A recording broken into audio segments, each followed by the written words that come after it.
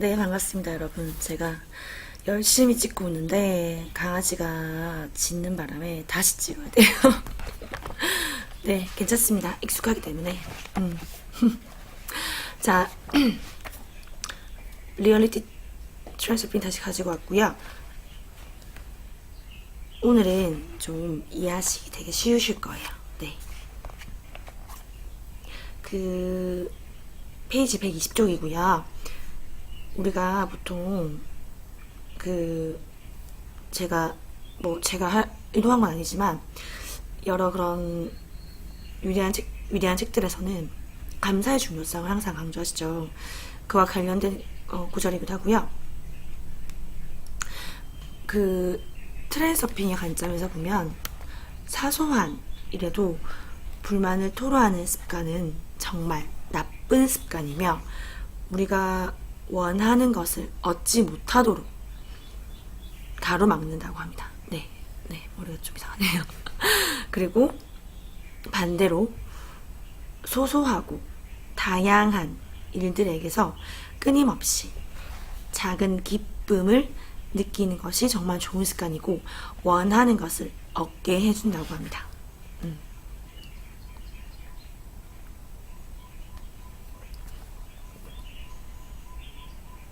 그래서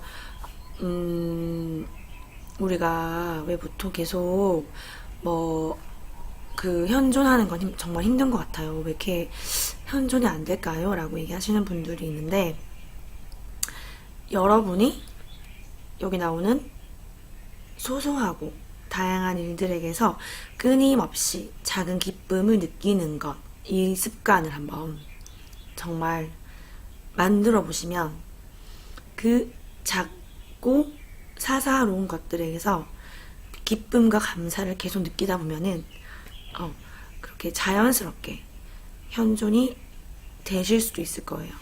그래서 저는 그 앞에 영상에서 어떤 책인지는 잘 모르겠는데 그 경험 담을린 적이 있거든요. 정말 감사의 습관이 완전히 배어있을 때는 노력하지 않아도 정말 그렇게 정말 일이 잘 풀리고 정말 행운이 많이 따른다는 걸 많이 느꼈어요. 그런 맥락의 말씀을 하시는 것 같아요. 하지만 매 순간 그렇게 깨어있기는 쉽지가 않고 저도 잘 안 돼요. 그래서 계속해서 마음 공부를 하는 것 같습니다. 자, 그럼 어떻게 하면 될까? 아주 간단하다. 맨 먼저 말할 수 있는 것은 진부하게 들릴지 모르지만 모든 불행을 가장한 축복이라는 것이다. 겉보기에 부정적인 것에서 좋은 점을 찾아내는 것을 당신의 목표로 삼는다면 당신은 더 이상 노력을 들이지 않고서도 목표에 도달하게 될 것이다. 좋지 않은 어떤 상황에서도 어떤 나쁜 상황에서도 그 안에서 감사할 거리를 찾고 그 불행은 불행이 아니라 불행을 가장한 축복이라는 걸 깨달아라고 하시죠. 그러면 그렇게 내가 자꾸 그런 좋은 점을 찾는 것을 습관으로 들이면 그런 게임을 즐기다 보면 나의 그런 불평불만하는 습관이 점점 대체가 되고 그렇게 돼서 나에게 내가 원하는 것을 끌어당기는 것을 더 빨리 가도록 도와줄 것이다. 저는 완전히 공감합니다. 네. 이것은 그냥 뭐 영적인 그런 내용 정도가 아니고요. 정말 수많은 책들에서 과학적으로도 다 입증된 내용들이기 때문에 그런 감사와 긍정의 힘은 정말 위대한 것 같아요. 인간에게 불만을 표하는 습관이 생긴 것은 다분히 파괴적인 펜듈럼의 영향 때문이다. 앞에 많은 영상들에서 펜듈럼은 집단의식 정도로 해석하시면 될 거라고 제가 말씀드렸고요. 앞에 이 책에 많은 영상들이 있으니까 재생 목록 들어가셔서 리얼리티 트랜스핑 누르시고 앞에 거 먼저 다 보시고 보셔도 좋을 것 같아요. 새로운 습관을 기르면 당신은 긍정적인 에너지를 생산해낼 것이고 그 에너지는 강력한 급류처럼 당신을 긍정적인 인생 트랙으로 데려다 줄 것이다.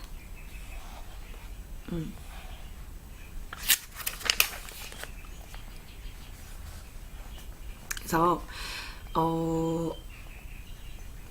각오를 단단히 하라고 합니다. 각오를 단단히 하면 당신은 원하는 것을 모두 성취할 것이며 파괴적인 그런 펜듈럼, 집단의식들도 결국은 당신을 건드리지 못하고 평화롭게 놔둘 것이다. 비켜간다는 거죠. 그죠? 당신은 자신의 각오를 더 자주 상기하기만 하면 된다. 우리는 모두 이 세상의 손님으로 와 있다. 자신이 창조하지 않은 것에 대해서 심판할 권리를 쉿쉿. 네, 강아지가 또 으르렁거리고 있어요. 우리는 모두 이 세상의 손님으로 와 있고요. 내가 창조하지 않은 것에 대해서 심판할 권리를 가진 사람은 아무도 없대요. 최초의 당신에게 불만을 야기한 파괴적 펜듈럼을 뭐 예를 들어서 그런 어떤 게 있을까요? 파괴적 펜듈럼. 뭐 요즘으로 치면은 지금 미세먼지가 정말 안 좋죠. 그리고 뭐 어떤 사회적인 문제들도 다 포함이 되겠죠. 그것에 대적해서 나선다면 스스로 이를 더 그르치는 것밖에 안 된대요. 그러니까 순한 양이 되라는 건 아니지만 그렇다고 공공연하게 세상과 맞설 필요도 없는 것이다. 우리가 계속 우리 그 마음 공부하시는 분들은 대부분 다, 저도 그렇고 대부분 다 뉴스를 안 보시죠. 그런 어떤 부정적인 이런 세상에 대한 두려움을 계속해서 증가시키는 그런 내용들을 웬만하면 보지 않습니다. 왜냐하면 우리 무의식에 정말 좋지 않고 찾아보면 정말 아름답고 좋고 사랑이 가득한 일들도 정말 많아요. 하지만 미디어는 계속해서 우리의 그런 자극적인 이슈를 통해서 우리의 무의식에 나쁜 영향을 미치기 때문이죠. 마찬가지로 여기서도 그런 공공연하게 세상과 맞설 필요가 없다는 게 계속해서 습관적으로 뉴스를 보면서 세상에 대해서 불만을 토로하고 한탄하고 그런 분들이 정말 많아요. 사실은 저희 아버지도 그렇습니다. 네, 그래서 제가 뵐 때마다 뉴스를 좀 적당히 봤으면 좋겠다라고 말씀드려요. 네. 펜듈럼은 당신을 다른 펜듈럼들의 싸움에 끌어들이려고 할 때는 정말 그렇게 할 필요가 있는지를 따져보라. 그러니까 내가 정말 TV에 나오는 범죄자들을 계속해서 비난하고 욕하고 원망하고 분노하고 그럴 필요가 있는가? 예를 들면 그렇게 생각해 보라는 겁니다. 과연 그렇게 내가 그들을 욕했을 때 결국 그들에게나 나에게나 좋은 점은 뭔가요? 오히려 나에게 남에 대한 원망과 증오와 분노로 나에게도 안 좋은 것이 돌아올 것이며 그들에게도 당연히 좋은 게 갈 리는 없겠죠. 그래서 저번 영상에서 말씀드렸던 딱 그 내용이 나와요. 자, 마음에 들지 않는 작품이 전시되어 있는 미술 전람회, 그것을 예로 다시 들어보자. 마치 집에 있는 것처럼 편안하게 행동하되 당신은 단지 한 사람의 관람객일 뿐이라는 점을 잊지 말라. 나는 그냥 관람객일 뿐입니다. 작품을 심판할 권리를 가지고 있는 사람은 아무도 없지만 선택의 자유는 누구나 가지고 있다. 펜듈럼은, 집단의식은 당신이 작품에 불만을 표할 때 이익을 얻는 반면 당신에게는 그저 그 전시실을 떠나서 다른 작품을 감상하는 것이 이익이다. 무시하고 다른 좋은 것을 향해서 내 의식을 돌리라는 겁니다. 당신이 이렇게 물으리라. 더 이상 갈 곳이 없으면 어쩌란 말인가. 그것은 펜듈럼들이 그렇게 믿도록 만든 것이다. 우리의 뇌를 조정하는 거죠. 이 책은 바로 이런 그릇된 한계를 제거하는 방법에 관한 것이다. 여러분 이해되시죠? 혹시 이해 안 되시는 거 있으면 댓글이나 아니면 뭐 네이버로 쪽지 주시면 제가 제가 아는 이 선 내에서는 설명해 드리도록 하겠습니다. 그래서 포인트를 말씀드리면요. 포인트는 제일 중요한 거 딱 두 가지만 짚어드릴게요. 첫째, 계속 나도 모르게 불평하고 불만하고 비난하고 판단하고 욕하고 그런 습관을 우선 완전히 뿌리를 뽑아야 됩니다. 그 대신에 소소한 것들, 음악을 듣고 책을 읽고 차를 마시고 친구를 만나고 맛있는 걸 먹고 아름다운 자연의 경치를 관람하고 그런 사소한 것들에서 행복과 기쁨, 감사를 느끼는 것은 정말 좋은 습관이니까 그런 습관으로 대체를 하래요. 대체. 게임으로 만들래요. 게임. 내가 그 게임에서 이길 수 있도록 즐기라고 합니다. 둘째,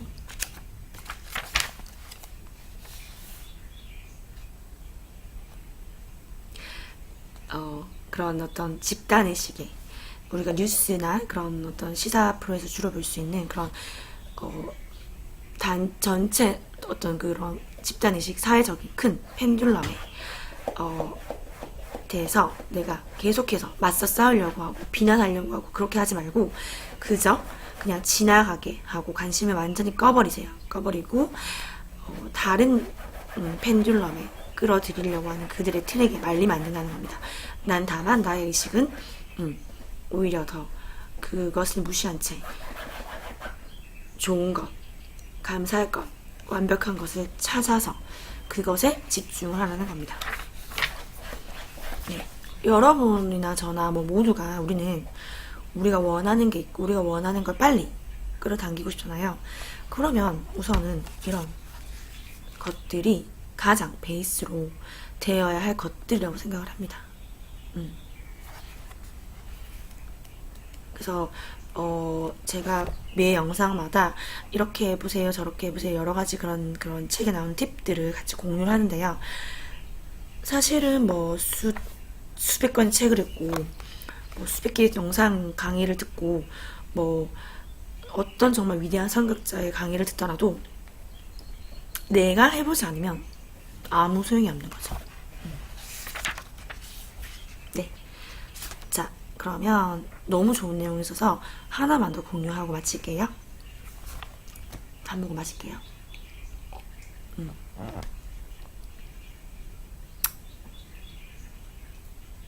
세상을 장밋빛 안경으로 바라보면 많은 것이 실제보다 더 좋은 것처럼 보인다. 알다시피 어딘가에 뭔가가 있을 거라고 생각했는데 실제로는 그렇지 않을 때 잉여 포텐셜이 만들어진다. 이상화한다는 것은 어떤 것을 과대평가하여 높은 데 모셔놓고 숭배하고 우상화하는 것을 뜻한다. 사랑은 세상을 창조하고 이끌어가는 힘이다. 그리고 역설적으로 들릴지 모르지만 사랑은 본질적으로 냉정하고 침착하기 때문에 이상화와는 다르다.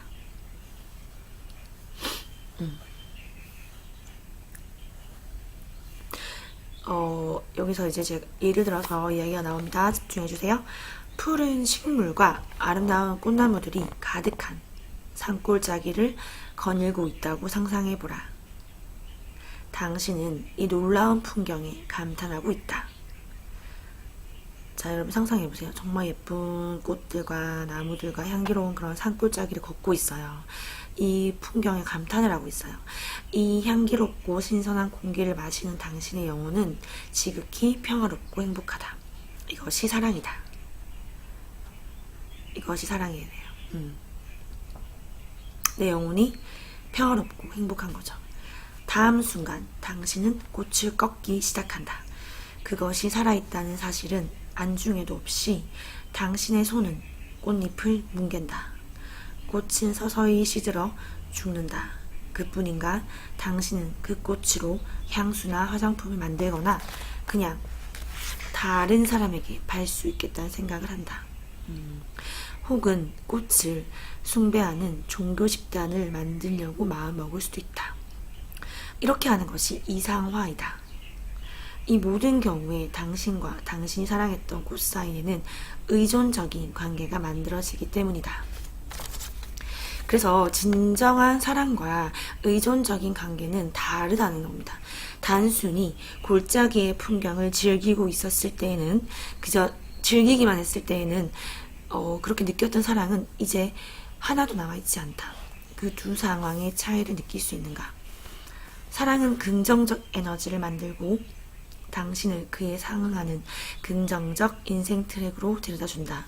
반면에 이상화는 잉여 포텐셜을 만들고 그 결과 이 잉여 포텐셜을 제거하는 균형력이 일어나게 한다.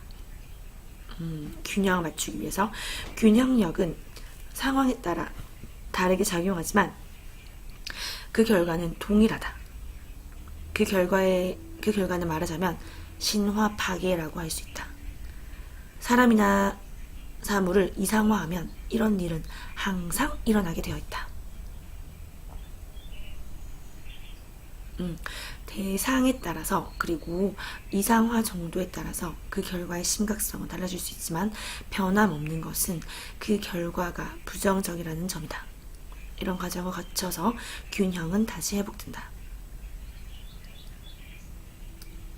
우리가 예쁜 자연 안경을 눈으로 이렇게 감상할 때는 내 마음이 행복해지고 편안해지고 그것이 사랑인데, 그것을 꺾어서 내가 가져가고 누구에게 주려고 하고 어떻게 팔려고 하고 뭘 향수나 화장품을 만들려고 하고 그렇게 어떤 나의 욕심과 의존이 들어가게 됨으로써 그것이 사랑이 아니라 이상화가 돼버리고 의존적인 관계가 돼버린대요.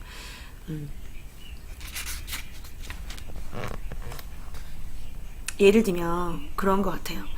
자식을 키우는 부모님들은 사실은 그 자식들의 가능성과 가치를 있는 그대로 인정해주고 지켜보면 정말 경이롭고 놀랍고 위대하고 사랑스럽고 너무너무 신비한 존재들이죠. 근데 그 사랑이 이상화가 되는 과정은 계속해서 내가 이 아이를 바꾸려고 하고 주입시켜서 공부를 시키려고 하고 내가 원하는 대로 이 애를 바꾸고 싶어하고 컨트롤하려고 하고, 그것이 어떤 이상화가 되는 또 하나의 과정의 예인 것 같아요.